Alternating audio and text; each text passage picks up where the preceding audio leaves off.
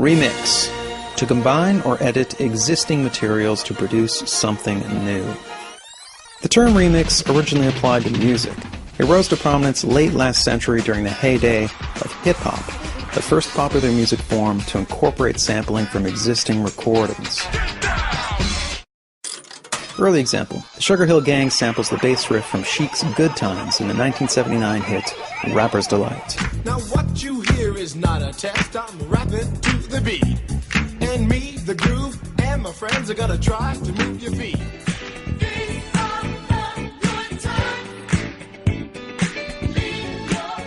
Since then, that same bass line has been sampled dozens of times.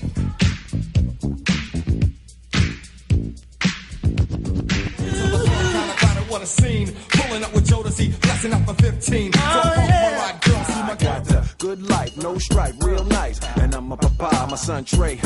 Eu sou velho caderninho de telefone, com o nome e o número de monte de mulher. E ele vai ligar. Skip ahead to the present and anybody can remix anything, music, video, photos, whatever, and distribute it globally pretty much instantly. You don't need expensive tools, you don't need a distributor, you don't even need skills. Remixing is a folk art, anybody can do it. Yet these techniques, collecting material, combining it, transforming it, are the same ones used at any level of creation. You could even say that everything is a remix. To explain, let's start in England in 1968.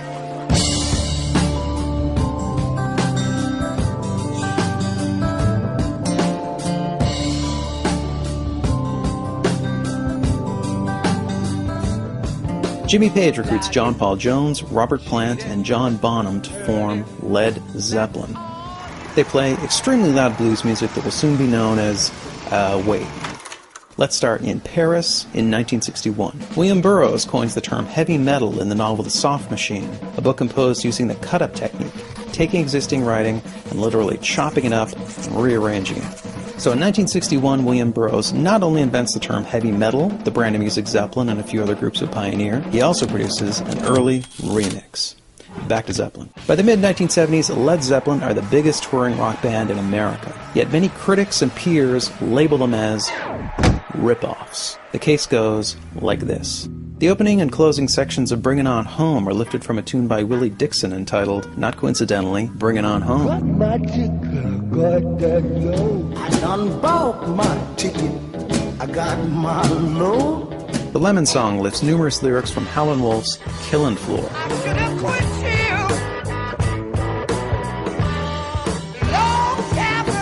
I should have quit you a long time ago. Black Mountainside lifts its melody from Black Waterside, a traditional arranged by Bert Jansch.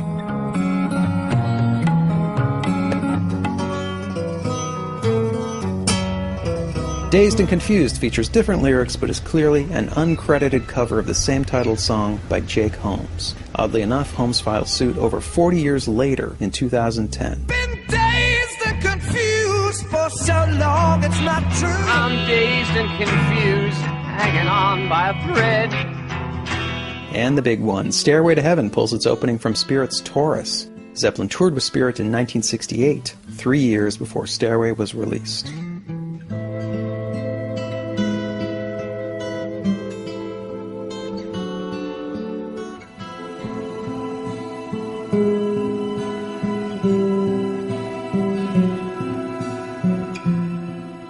Zeppelin clearly copied a lot of other people's material. But that alone isn't unusual. Only two things distinguish Zeppelin from their peers. Firstly, when Zeppelin used someone else's material, they didn't attribute songwriting to the original artist. Most British blues groups were recording lots of covers, but unlike Zeppelin, they didn't claim to have written them. Secondly, Zeppelin didn't modify their versions enough to claim they were original. Many bands knock off acts that came before them, but they tend to emulate the general sound rather than specific lyrics or melodies. Zeppelin copied without making fundamental changes. So these two things, covers, performances of other people's material, and knockoffs, copies that stay within legal boundaries, these are long-standing examples of legal remixing. This stuff accounts for almost everything the entertainment industry produces. Wait, one last thing. In the wake of their enormous success, Led Zeppelin went from the copier to the copied. First in the 70s with groups like Aerosmith and Heart in Boston, then during the 80s heavy metal craze, and on into the era of sampling. Here's the beats from When the Levee Breaks, getting sampled and remixed.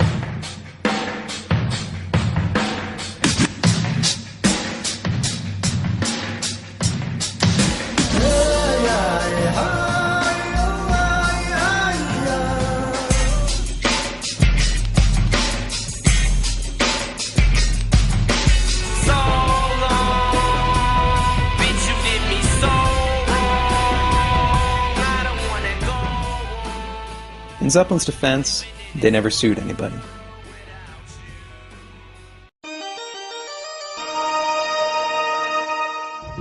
Perhaps it's because movies are so massively expensive to make.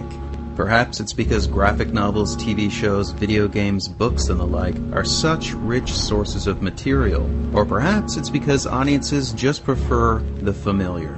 Whatever the reason, most box office hits rely heavily on existing material.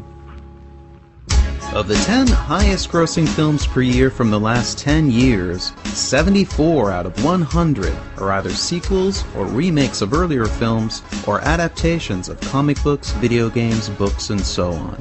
Transforming the old into the new is Hollywood's greatest talent.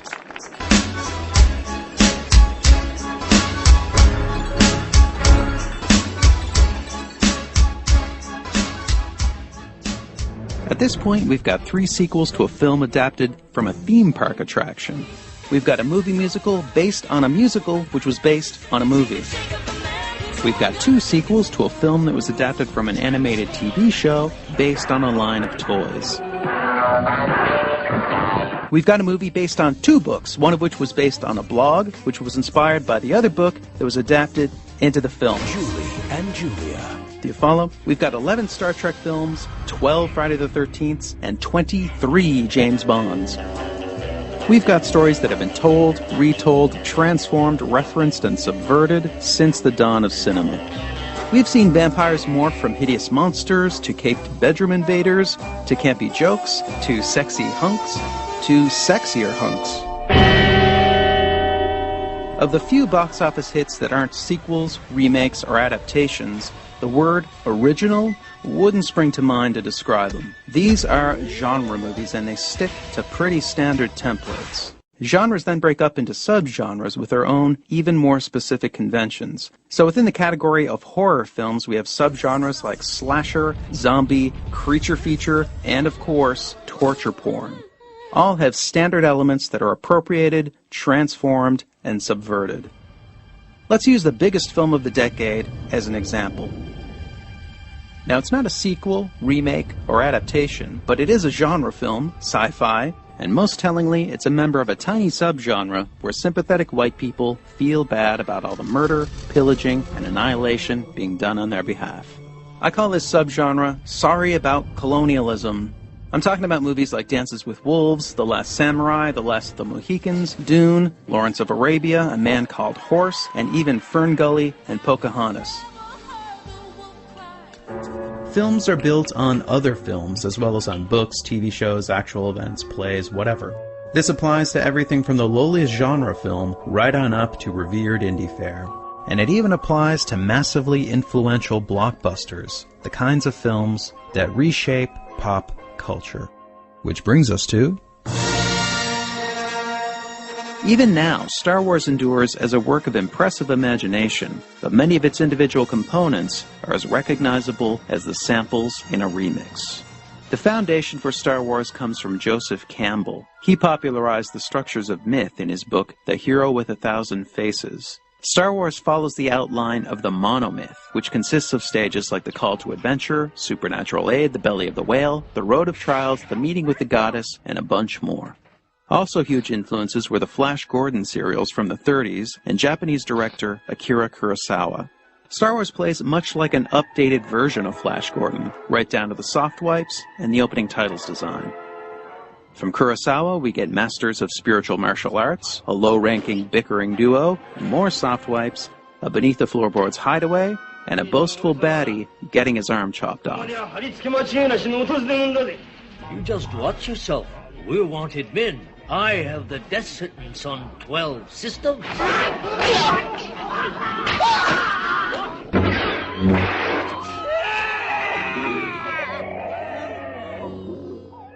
War films and westerns were also huge sources for Star Wars. The scene where Luke discovers his slaughtered family resembles this scene from The Searchers.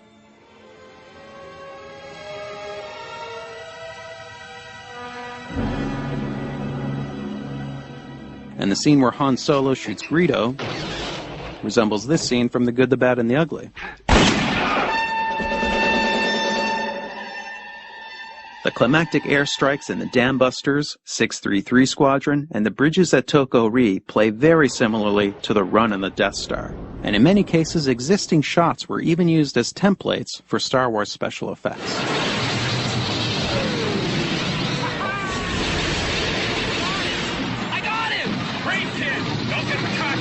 There's also many other elements clearly derived from various films. We have a Tin Man, like the Tin Woman in Metropolis, a couple shots inspired by 2001, a grab the girl and swing scene like this one in The Seventh Voyage of Sinbad, a holographic projection kind of like the one in Forbidden Planet, a rally resembling this one in Triumph of the Will, and cute little robots much like those in Silent Running.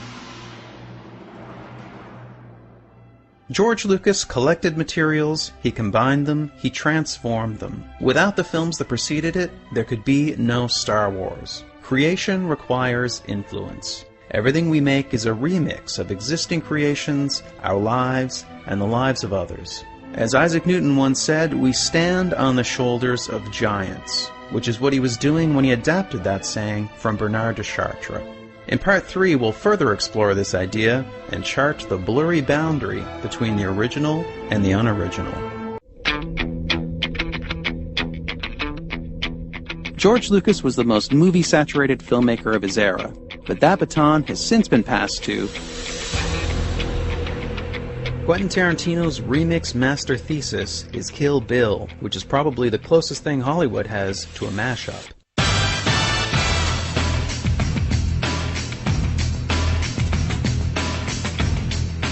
Packed with elements pulled from countless films, Kill Bill raises filmic sampling to new heights of sophistication.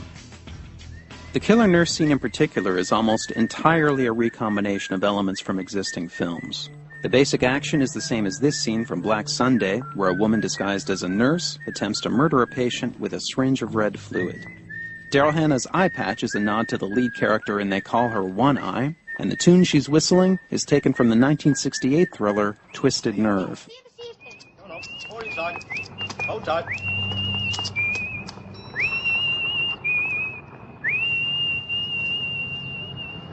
Capping it off, the split screen effect is modeled on techniques used by Brian De Palma in an assortment of films, including Carrie.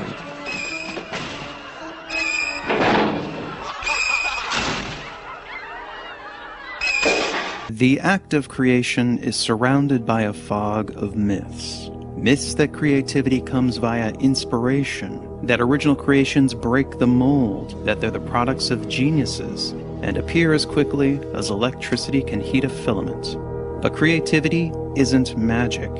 It happens by applying ordinary tools of thought to existing materials. And the soil from which we grow our creations is something we scorn and misunderstand, even though it gives us so much, and that's copying. Put simply, copying is how we learn. We can't introduce anything new until we're fluent in the language of our domain, and we do that through emulation. For instance, all artists spend their formative years producing derivative work. Bob Dylan's first album contained 11 cover songs. Richard Pryor began his stand-up career doing a not very good imitation of Bill Cosby. And Hunter S. Thompson retyped The Great Gatsby just to get the feel of writing a great novel. Nobody starts out original. We need copying to build a foundation of knowledge and understanding. And after that, things can get interesting.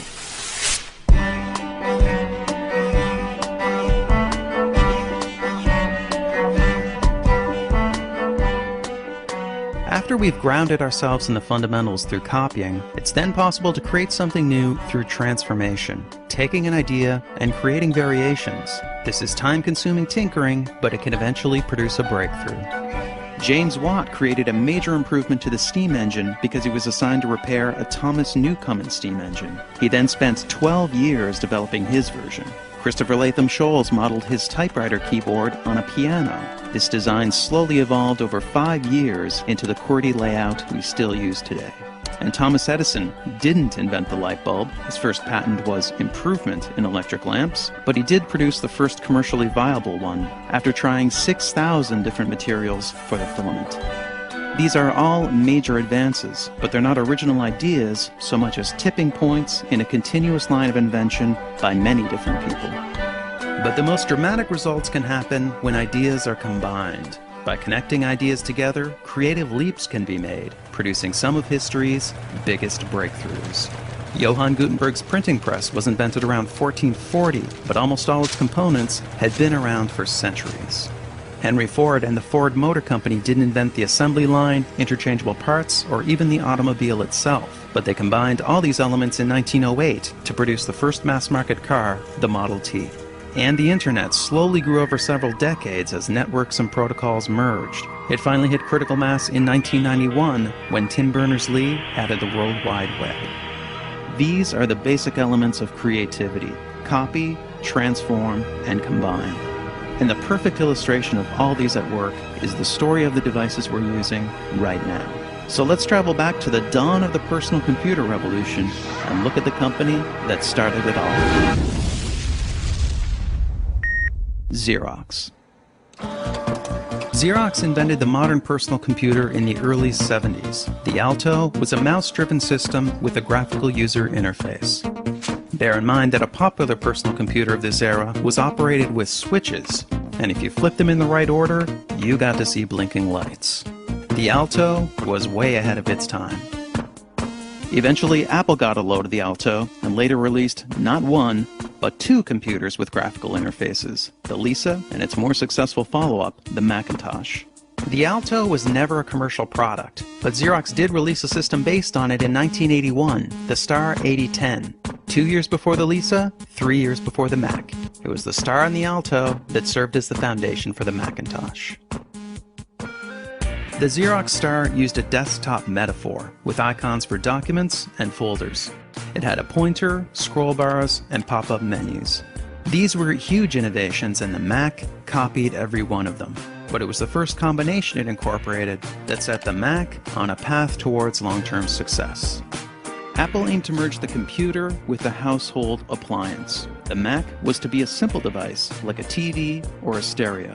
This was unlike the Star, which was intended for professional use and vastly different from the cumbersome command-based systems that dominated the era. The Mac was for the home, and this produced a cascade of transformations. Firstly, Apple removed one of the buttons on the mouse to make its novel pointing device less confusing. Then they added the double click for opening files. The Star used a separate key to open files. The Mac also let you drag icons around and move and resize windows. The Star didn't have drag and drop. You moved and copied files by selecting an icon, pressing a key, then clicking a location. And you resized windows with a menu. The Star and the Alto both featured pop-up menus, but because the location of these would move around the screen, the user had to continually reorient. The Mac introduced the menu bar, which stayed in the same place no matter what you were doing. And the Mac added the trash can to make deleting files more intuitive and less nerve-wracking. And lastly, through compromise and clever engineering, Apple managed to pare the Mac's price down to $2,500. Still pretty expensive, but much cheaper than the $10,000 Lisa or the $17,000 Star. But what started it all was the graphical interface merged with the idea of the computer as household appliance. The Mac is a demonstration of the explosive potential of combinations. The Star and the Alto, on the other hand, are the products of years of elite research and development. They're a testament to the slow power of transformation. But of course, they too contain the work of others. The Alto and the Star are evolutionary branches that lead back to the NLS system, which introduced Windows and the mouse. to Sketchpad, the first interactive drawing application, and even back to the Memex, a concept resembling the modern PC decades before it was possible. What if Xerox never decided to pursue the graphical interface? Or Thomas Edison found a different trade? What if Tim Berners-Lee never got the funding to develop the World Wide Web? Would our world be different? Would we be further behind? History seems to tell us things wouldn't be so different. Whenever there's a major breakthrough, there's usually others on the same path. Maybe a bit behind, maybe not behind at all. Isaac Newton and Gottfried Leibniz both invented calculus around 1684. Charles Darwin proposed the theory of evolution by natural selection, but Alfred Russel Wallace had pretty much the same idea at pretty much the same time. And Alexander Graham Bell and Elisha Gray filed patents for the telephone on the same day. We call this multiple discovery, the same innovation emerging from different places. Science and invention is riddled with it, but it can also happen in the arts. In film, for instance, we had 3 Coco Chanel movies released within 9 months of each other. Around 1999, we had a quartet of sci-fi movies about artificial reality. Even Charlie Kaufman's unusually original film, Synecdoche, New York, bears an uncanny resemblance to Tom McCarthy's novel, Remainder. Both are the stories of men who suddenly become wealthy and start recreating moments of their lives, even going so far as to recreate the recreations. And actually, the video you're watching, was written just before The New Yorker published a Malcolm Gladwell story about Apple, Xerox, and the nature of innovation. We're all building with the same materials. Sometimes by coincidence we get similar results, but sometimes innovations just seem inevitable.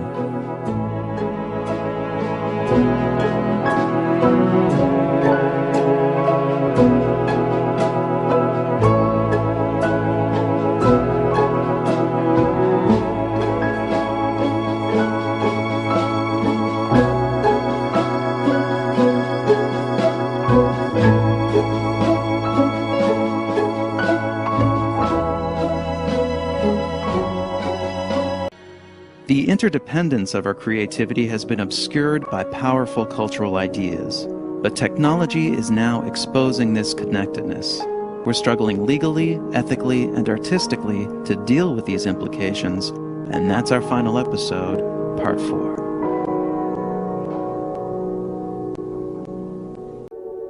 The genes in our bodies can be traced back over 3.5 billion years to a single organism, Luca, the last universal common ancestor. As Luca reproduced, its genes copied and copied and copied and copied. Sometimes with mistakes, they transformed. Over time, this produced every one of the billions of species of life on Earth. Some of these adopted sexual reproduction, combining the genes of individuals, and altogether, the best adapted life forms prospered.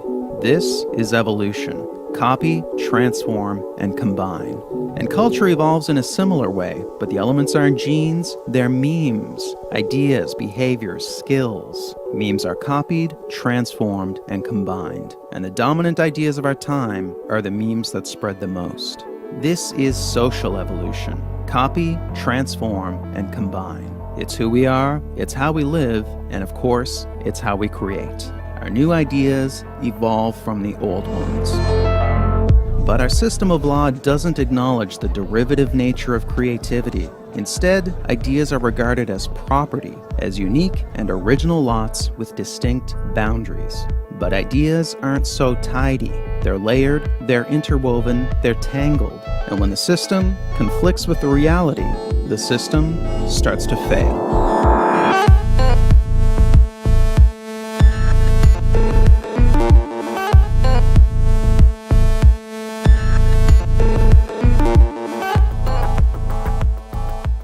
For almost our entire history, ideas were free. The works of Shakespeare, Gutenberg, and Rembrandt could be openly copied and built upon. But the growing dominance of the market economy, where the products of our intellectual labors are bought and sold, produced an unfortunate side effect. Let's say a guy invents a better light bulb. His price needs to cover not just the manufacturing cost, but also the cost of inventing the thing in the first place. Now let's say a competitor starts manufacturing a competing copy. The competitor doesn't need to cover those development costs, so his version can be cheaper. The bottom line, original creations can't compete with the price of copies. In the United States, the introduction of copyrights and patents was intended to address this imbalance. Copyrights covered media, patents covered inventions. Both aim to encourage the creation and proliferation of new ideas by providing a brief and limited period of exclusivity, a period where no one else could copy your work. This gave creators a window in which to cover their investment and earn a profit. After that, their work entered the public domain, where it could spread far and wide and be freely built upon. And it was this that was the goal, a robust public domain, an affordable body of ideas, products, arts, and entertainment available to all. The core belief was in the common good, what would benefit everyone. But over time, the influence of the market transformed this principle beyond recognition. Influential thinkers proposed that ideas are a form of property, and this conviction would eventually yield a new term, intellectual property. This was a meme that would multiply wildly, thanks in part to a quirk of human psychology known as loss aversion. Simply put, we hate losing what we've got. People tend to place a much higher value on losses than on gains, so the gains we get from copying the work of others don't make a big impression. But when it's our ideas being copied, we perceive this as a loss and we get territorial. For instance, Disney made extensive use of the public domain. Stories like Snow White, Pinocchio, and Alice in Wonderland were all taken from the public domain. But when it came time for the copyright of Disney's early films to expire, they lobbied to have the term of copyright extended. Artist Shepard Fairey has frequently used existing art in his work. This practice came to a head when he was sued by the Associated Press for basing his famous Obama Hope poster on their photo. Nonetheless, when it was his imagery used in a piece by Baxter Orr, Fairey threatened to sue. And lastly, Steve Jobs was sometimes boastful about Apple's history of copying. We have, always been shameless about stealing great ideas. But he harbored deep grudges against those who dared to copy Apple. I'm going to destroy Android because it's a stolen product. I'm willing to go thermonuclear war on this. When we copy, we justify it. When others copy, we vilify it. Most of us have no problem with copying, as long as we're the ones doing it. So with a blind eye toward our own mimicry and propelled by faith in markets and ownership, intellectual property swelled beyond its original scope, with broader interpretations of existing laws, new legislation, new realms of coverage, and alluring rewards. In 1981, George Harrison lost a $1.5 million case for subconsciously copying the doo-wop hit He's So Fine in his ballad, My Sweet Lord.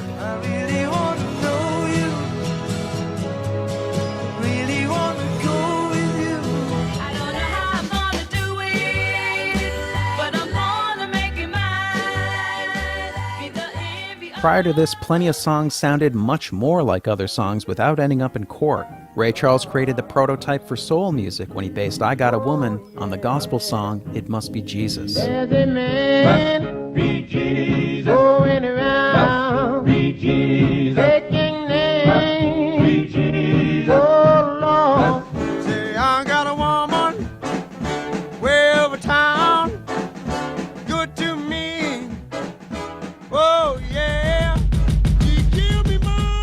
Starting in the late 90s, a series of new copyright laws and regulations began to be introduced, and many more are in the works. The most ambitious in scope are trade agreements. Because these are treaties and not laws, they can be negotiated in secret, with no public input and no congressional approval. In 2011, ACTA was signed by President Obama, and the Trans-Pacific Partnership Agreement, currently being written in secret, aims to spread even stronger U.S.-style protections around the world. Of course, when the United States itself was a developing economy, it refused to sign treaties and had no protection for foreign creators. Charles Dickens famously complained about America's bustling book piracy market, calling it a horrible thing that scoundrel booksellers should grow rich. Patent coverage made the leap from physical inventions to virtual ones, most notably software. But this is not a natural transition. A patent is a blueprint for how to make an invention. Software patents are more like a loose description of what something would be like if it actually was invented. And software patents are written in the broadest possible language to get the broadest possible protection. The vagueness of these terms can sometimes reach absurd levels. For example, information manufacturing machine, which covers anything computer-like, or material object, which covers pretty much anything. The fuzziness of software patents boundaries has turned the smartphone industry into one giant turf war. 62% of all patent lawsuits are now over software.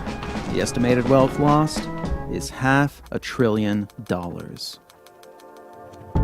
The expanding reach of intellectual property has introduced more and more possibilities for opportunistic litigation, suing to make a buck. Two new species evolved whose entire business model is lawsuits: sample trolls and patent trolls. These are corporations that don't actually produce anything. They acquire a library of intellectual property rights, then litigate to earn profits. And because legal defense is hundreds of thousands of dollars in copyright cases and millions in patents, their targets are usually highly motivated to settle out of court. The most famous sample troll is Bridgeport Music, which has filed hundreds of lawsuits. In 2005, they scored an influential court decision over this 2-second sample. That's it. And not only was the sample short, it was virtually unrecognizable.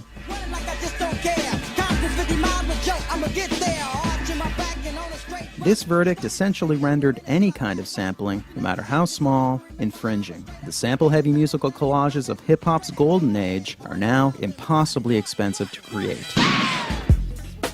Now, patent trolls are most common back in that troubled realm of software. And perhaps the most inexplicable case is that of Paul Allen. He's one of the founders of Microsoft, he's a billionaire, he's an esteemed philanthropist who's pledged to give away much of his fortune, and he claims basic web features like related links, alerts, and recommendations were invented by his long-defunct company. So the self-proclaimed idea man sued pretty much all of Silicon Valley in 2010, and he did this despite no lack of fame or fortune.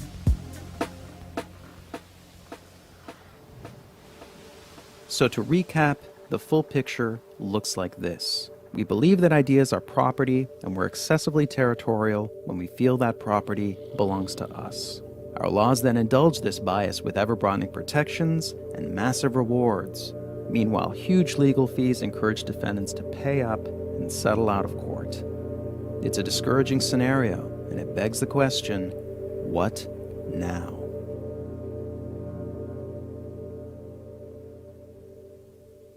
The belief in intellectual property has grown so dominant, it's pushed the original intent of copyrights and patents out of the public consciousness. But that original purpose is still right there in plain sight. The Copyright Act of 1790 is entitled An Act for the Encouragement of Learning. The Patent Act is to promote the progress of useful arts. The exclusive rights these acts introduced were a compromise for a greater purpose. The intent was to better the lives of everyone by incentivizing creativity and producing a rich public domain, a shared pool of knowledge open to all. But exclusive rights themselves came to be considered the point, so they were strengthened and expanded. And the result hasn't been more progress or more learning, it's been more squabbling and more abuse. We live in an age with daunting problems. We need the best ideas possible, we need them now, we need them to spread fast. The common good is a meme that was overwhelmed by intellectual property. It needs to spread again. If the meme prospers, our laws, our norms, our society, they all transform. That's social evolution, and it's not up to governments, corporations, or lawyers. It's up to us.